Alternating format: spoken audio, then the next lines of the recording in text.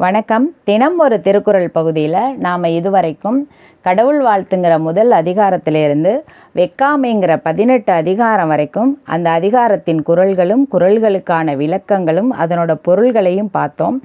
அடுத்து நாம் இப்போ பார்க்க போகிறது 19வது அதிகாரம் புறம் கூறாமை. புறம் ஒருவர் இல்லாத இடத்தில் அவரை பற்றி குற்றம் குறைகளை உண்மைக்கு புறம்பாகவோ கற்பனையாகவோ அவதூறாகவோ எதிர்மறையாகவோ மற்றவரிடம் பேசுவது புறம் கூறுதலாகும். புறம் கூறுதல் சிலருக்கு பழக்கமாகவே ஆகிவிட்டது.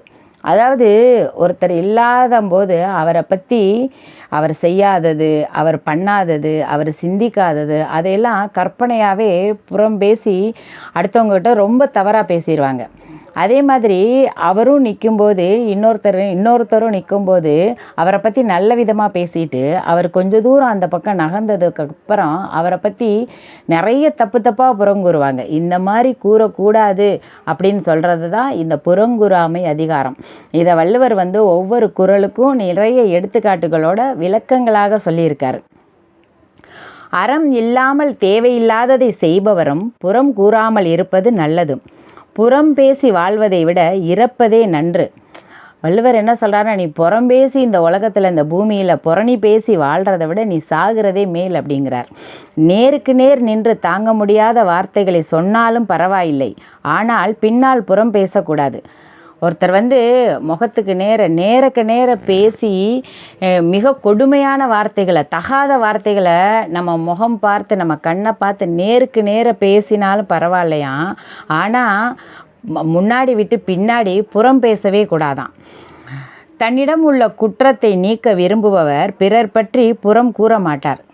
தனக்கிட்ட இருக்க ஒரு குற்றத்தை ஒரு தவறை நீக்கணும் அப்படின்னு நினைக்கிறவங்க இன்னொருத்தரை பற்றி புறம் பேசவே மாட்டார்களாம். யாரோ ஒருவரிடம் உள்ள குற்றத்தை பார்ப்பவர் தன்னிடமும் குற்றம் இருக்கும் என்பதை நினைத்தால் வாழ்க்கையில் துன்பம் என்பதே இருக்காது.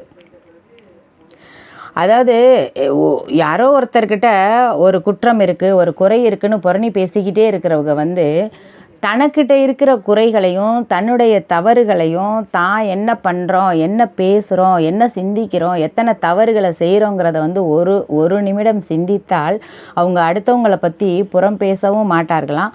அப்படி தன்னை பற்றி சிந்தித்தாலே அங்கே ஒரு மிகப்பெரிய அவங்களுக்கு நல்ல மன ஓட்டங்களும் எண்ண ஓட்டங்களும் இருக்குமா, அவங்க வாழ்க்கையில் துன்பமே இருக்காதான். அப்படியாப்பட்ட இந்த புறம் கூறாமை 19வது அதிகாரமும் அந்த அதிகாரத்தில் இருக்க 10 குறளும் அதற்கான விளக்கங்களையும் நாம் வரும் ஒவ்வொரு நாள்லையும் பார்ப்போம். புறம் கூறாமை அதிகாரம் 19.